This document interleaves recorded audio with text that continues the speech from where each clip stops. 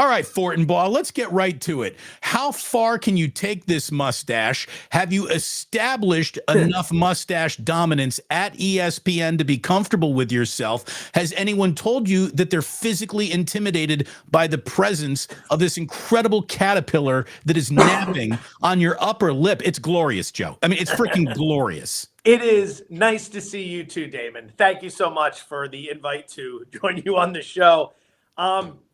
There have been a lot of unintended consequences from this mustache, right? Like I started it last year as a goof. I was on vacation. I didn't shave for 2 weeks. And when I was shaving the last night, because Nikki and I were going to go out to dinner and I didn't want her to be further embarrassed by me, because already naturally embarrassed by me, I shaved. I was going to shave, and then I got to the mustache, which was the last part. I'm like, I'll leave it. Maybe the kids will get a kick out of it. And then I just ended up keeping it. So in order to keep this from going too long-winded, I tied it to my survivor pick. The mustache stays for as long as my survivor pick is in business. And I promptly took the San Francisco 49ers in week 1 last year at Chicago, and I promptly got eliminated and had to shave the mustache on national television. So I brought it back this year. We won in week 1 with the Commanders. It wasn't easy, so it stays until the loss. But it does have the benefit of when you're walking around ESPN, like, people know you as the mustache guy. It is a way of getting your name out there, so to speak. Dominance has been established. There is no doubt about it. So who's the what's the mustache riding on this week? What's the survivor pick? It hasn't officially been made yet, but it looks like it's going to be the Bills. I know a lot of people are going to be way too many people are talking about the Houston-Indianapolis game and the Chicago-Tampa Bay game, because they figure if they can advance after a week like that, they set themselves up great for down the road. I don't want to get fancy. As you already know, I got eliminated in week 1 last year. I just want to, extend this a little bit. I was originally thinking about the Giants, but they might fall on their face at Arizona. So we're going to go with the Buffalo Bills, it looks like. I like that an awful lot. I like the Bills. What is it, -8? And they can't have another Josh Allen forgot how to play football game. And the Raiders are rolling in with no Jacoby Myers, according to the injury report right now.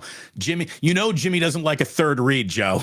you know that. So Raiders, that was a nice win in week 1 at Denver, but they're the rare team that gets stuck with the back-to-back roadie to open the season. Like, obviously, the Raiders are never in the good graces of the schedule makers or anyone at the league office. The Packers have to go on the road twice to open the season as well. But I think it's a tight spot for them. I think it's a nice little bounce back for Buffalo, and they get the job done. I don't know about covering the 8.5, but they get the job done. That Raider defense looked better than advertised last week. I'm not so sure that's the case. That may have been more a byproduct of Russell Wilson and the Bronco offense. Speaking of opening 2 in a row on the road, that's exactly the world that the 49ers are living in, Joe. And man, it was a serve notice to the NFL win in Pittsburgh. They can officially hit send on that memo if they come back home for the Giants on a Thursday night, already 2 wins in hand, both of them on the road.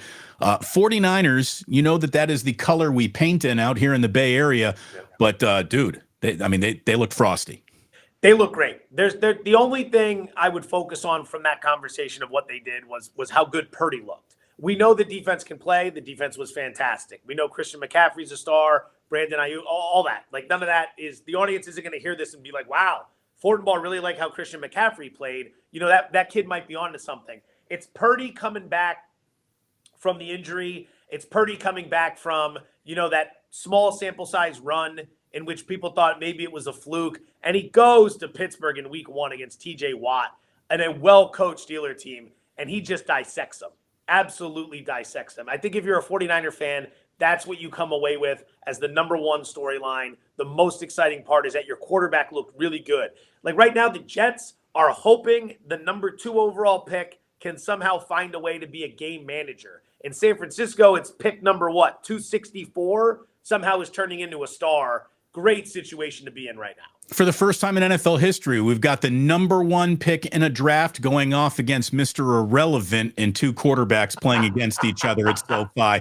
Feel free to take that nugget to you at your established mustache dominance Yes. network that you are now a star of. And Joe, I really mean this. This is, I'm not telling you this to butter you up in front of the audience. You are missed in San Francisco. You were loved out here, man. You really, really were. People miss you. They still want to catch you. I'm going to go ahead and start the crawl. This is try not to be distracted by this, Joe. Don't read about yourself. What is that? This is the Joey Courtside, Fortin Nuts, Joey Billions, Joey Set Break, Ace Rothstein crawl to establish and reestablish your gambling dominance. Everyone wants to know where they can catch you. Daily Wager. By the way, do you miss your fancy studio? I can't believe ESPN moved out of that studio. Okay, so a lot of things to dissect. I'm looking at all the AKAs. Joey Set Break. Let's keep that story between us. That's the that stays amongst you, me, our wives, and like 2 other people. All right? Yeah, so and about 6,500 people at the Bill Graham that night. But whatever. Right. Maybe we'll reveal that somewhere down the line on a Fortenbaugh Friday. To all the people in the Bay Area. And this is no lie, and I think I may have told you this before, and this will lead into your question about the ESPN studio in Las Vegas. So when we had that studio, it was at the Link, which is right across the street from Caesar's Palace. Great studio. To get up to that studio, you would park at the Link, and you'd cut across the casino floor, and then you take the elevators up. I don't get recognized a lot. If I hang out in a sports book, I do to an extent, but I would get recognized every couple weeks walking through there. Maybe every 3 weeks, someone would just be like, "Hey, Fortenbaugh," something like that. They'd stop me to tell me how big of a fan they are. And it'd be like, "Oh, it's so nice to meet you." And it would take a couple minutes, and I would look at them and be like, "Wait a minute. Do you know me from ESPN or do you know me from," and they all jump in. They're like, "Joe Low and Dibs. I listen to that show all the time. I love that show." Like 9 out of every 10 recognizable moments are people from the Bay Area who are down in Las Vegas who remember me from the radio show, which is just incredible. And it's always awesome to talk to these people and to see what they're up to. Coming down, gambling their faces off, having a good time. Do I miss that studio, to your other question? Yeah, absolutely. I was in Bristol for a week last week. We relaunched Daily Wager, so it's going to be airing directly from Bristol. I was there for the open of the radio show, and then I came back, which is now I'm working in the studio here. Which I'll give everyone the tour of the studio. Yeah, give me the Fortin studio. It's a little intimidating when you get to this point. I don't know if it's a good view, but here, Wow. But like, this is what you're facing as you are dominating the world from home. I got my Trey Anastasio rug down here. Very nice. Additional fish posters that will soon be hung in the background. Child artwork. Lots of child artwork in this day and age. It's some of the best artwork. Look, not only does it seem like you're about to do a wildly successful show for ESPN, it feels like there are OnlyFans opportunities with that lighting setup that you have right there too, Joe. So I wish you the very, very best of luck with all your career choices. Let me end the crawl so we can get back to not the shameless promotion of Daily Wager, but the shameless promotion of now your new radio show. People want to know where they can listen to you. Everybody's got, the Sirius XM and can find you on satellite or can find you on a podcast. Where can Fortenbaugh fans get their Fortenbaugh fix? So on the Pacific Coast time, it'd be 9 a.m. to noon. We're noon Eastern to 3 p.m. It's a little bit of a conflict of interest with me, but I'll forgive you. Feel free to promote.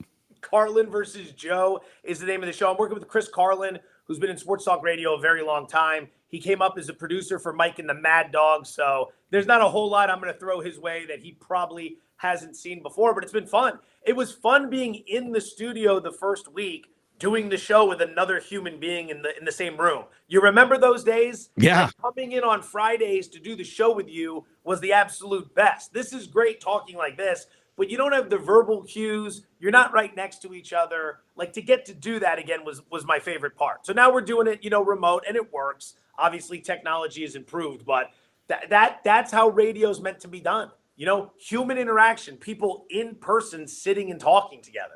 Is there a move to Bristol in your future? Look at you trying to break news. So we're not sure. There have been some requests on that front.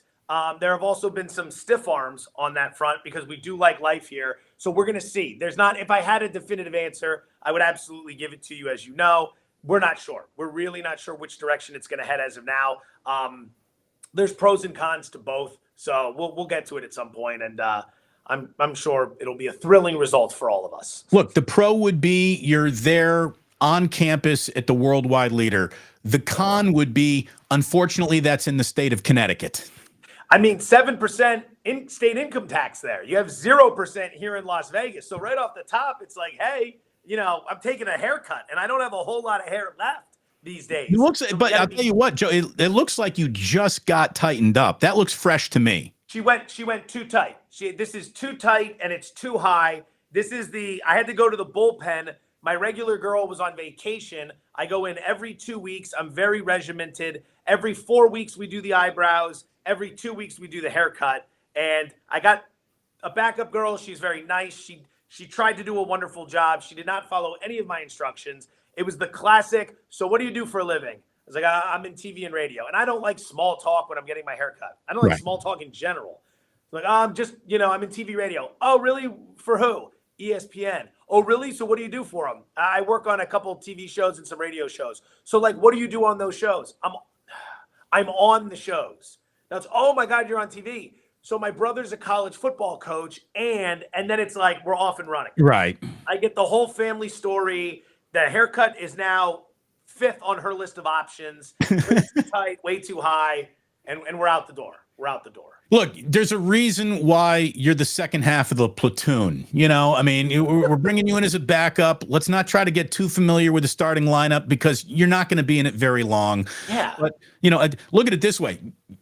You didn't have to get your hair cut. You could have waited for the ringer to come back. The thing is, now that I'm working from home, I could have gone longer. And I also, you'll notice, I have not shaved today, which normally with Daily Wager coming up, I would be shaving every single day. But now I'm letting it go a little bit because you can't notice it as much from the home cameras. So I'm taking advantage of the liberties. Well, and again, mustachioed dominance means I almost can't even see your face. I'm just looking at the mustache, Joe. You're not even it's impressive. It always feels like it gets too long. Like I feel like I need to chop it a little bit shorter, but if you go too short, you know what you're potentially working with, and you don't want to find yourself in that conversation. Ja, wollt mein Herr.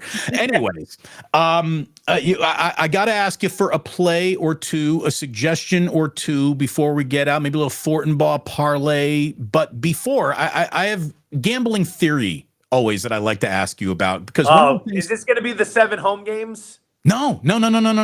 This is some all bets are action forgiveness that was offered by, I saw a few books immediately try to become first to the marketplace saying, so you bet on Aaron Rodgers, you bet on some individual parlays around him or individual prop bets around him, you bet on the Jets over under season, whatever. A couple of books went out of their way to say, we will refund any and all action on Aaron Rodgers if you made a bet there. To me, like I like taking care of people that you want to be repeat customers, but Joey, this is ingrained in gambling. Injuries are part of a game. To me, I'm never on the side of the casino, except in this case. Yeah. Like if I were a casino, I wouldn't offer a single element of forgiveness to any bet that you make the minute that game kicks off. If you can run to the window and say, wait a minute, I don't want to make this bet before we kick off, maybe I'll give you your ticket price back, but once a game's underway, we're playing football, and football means injuries, and that's how games get decided. What do you think of gambling forgiveness due to early onset injury? So this isn't the first time we've seen this. We've gotten a few of these, and it's a relatively savvy promotional tool, right? Like, in the back end how much you stand to lose if you give this money back. Right. You also know you're going to get a lot of good PR out of it because you're going to have the Darren Rovels of the world tweeting about it and sending out the message. So it's really not just about doing the nice thing. It's about that money also counting towards your PR and your marketing, which looks really sharp.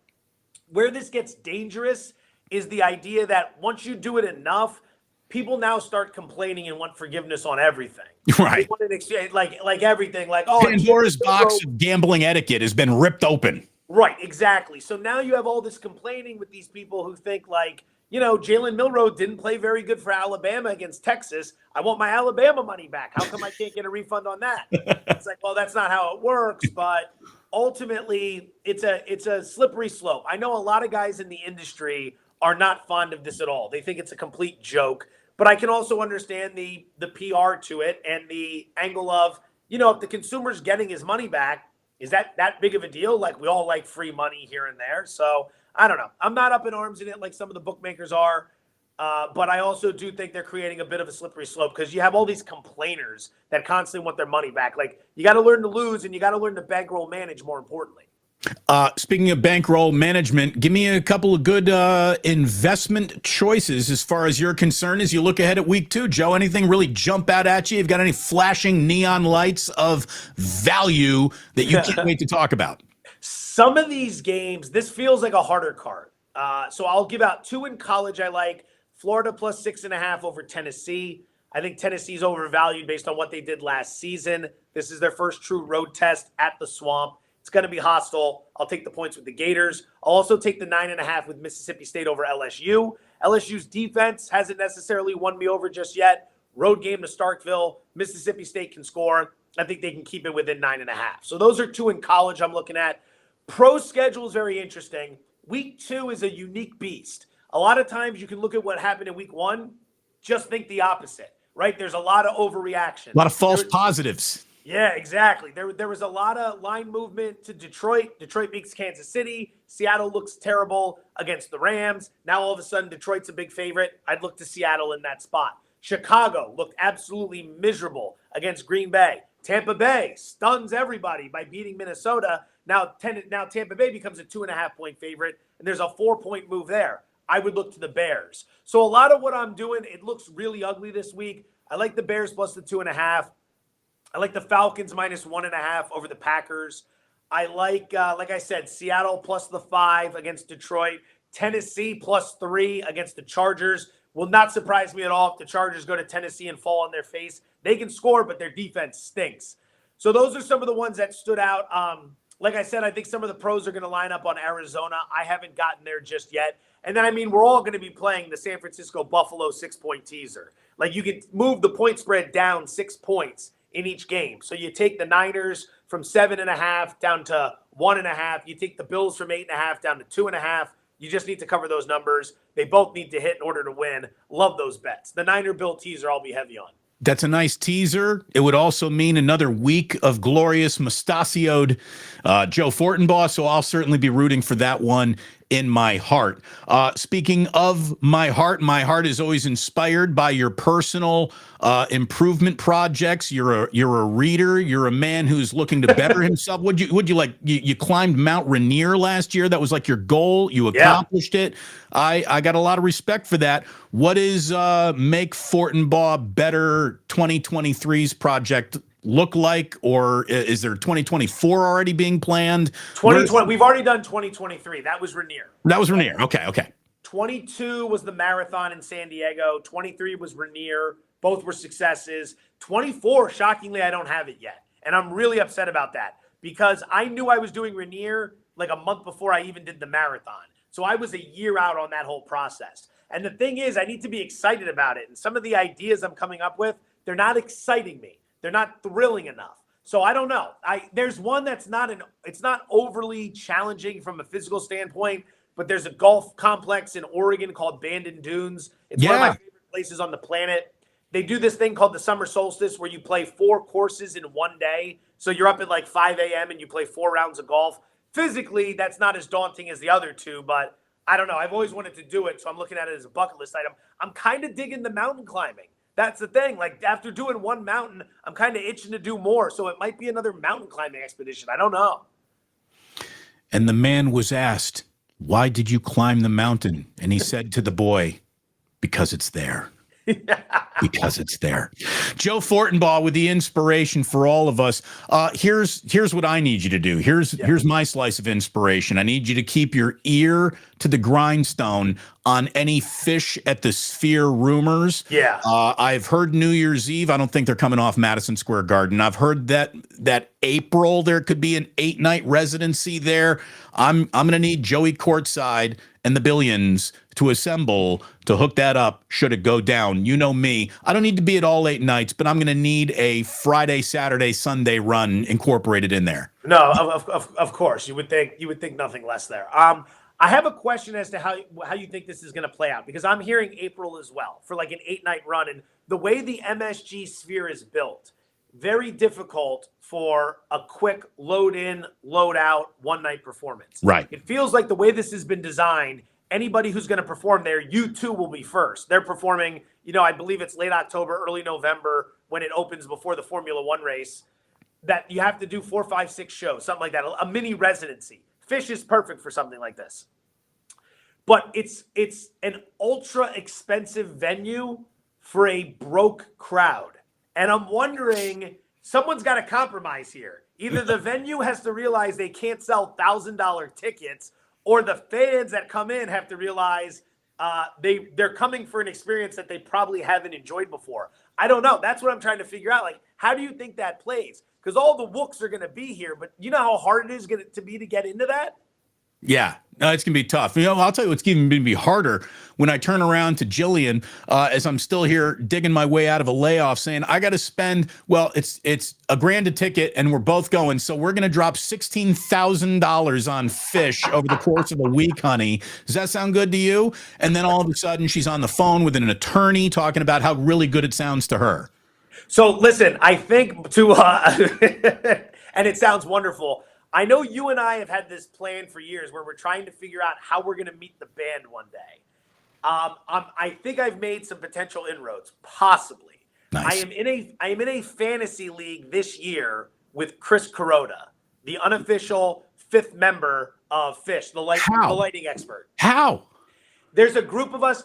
Do you remember this because you mocked me for it? Do you remember years ago I was in that fantasy draft of Fish songs with a bunch of guys that are like, yeah, and what you took Colonel Forbins or something? Like your first pick was all kinds of questionable.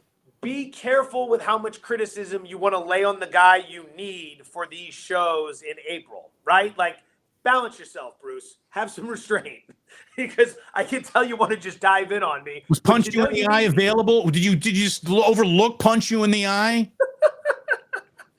Regardless, I went with Lushington with the number 2 pick because it's on the board. I was going for a very rare selection, Could have got it in the 3rd round, but continue. You can debate it all you want, and your points have always been valid on that front. That said, that same group, one of the guys in it, Howard Bender, who's fantastic with fantasy football, he's gotten to know Kuroda a little bit, and Kuroda was saying he wanted to be in a fantasy league. So it was like, let's rally up the degenerates from the sports media space who all love fish, and boom, we did one of those drafts where it took like 3 weeks. You have 8 hours per pick, so it took forever to get it done, but we're off running. So I'm hoping to make some inroads there. Hoping. And for the 12th consecutive year, Soul Planet went undrafted, everyone. There you go. It was so good to see you, Joe. Again, I have had requests for guests since I've started up over here, and nobody's name comes up as frequently as yours does. People love you. We miss you. Jillian and I miss you and Nikki. We wish you were still right down by the ballpark for doing brunch and champagne toast and all that stuff we used to do. Let's get together soon. Let's get the families together soon. Always great to see you, and thanks for stopping on by. I know you're a busy guy, having a busy day. Thanks for carving out a little time for me, honey. Always for you. Now that the season has started, I finally have my schedule figured out for football season, so this can definitely be a more regular thing. I love coming on. I love chatting with you. To all the people who have been supportive of this, thank you. And love you guys. Would love to get back up to the Bay Area soon. Actually, that might happen. Devin Haney is apparently going to fight in San Francisco with his next bout coming up in a few months. Huh? At Chase, right? Yeah, I think it's going to be at Chase. All right. I take ringside. Tickets, anything else? You want me to lay out the red carpet? Maybe we do a little House of Prime if I come in. That's a good pre-fight meal right there. That is. Look at it this way. You get me a date, we'll start setting it up. Joey, always great to see you, pal. Thanks for coming aboard. Right here. Thanks for having me. I love you.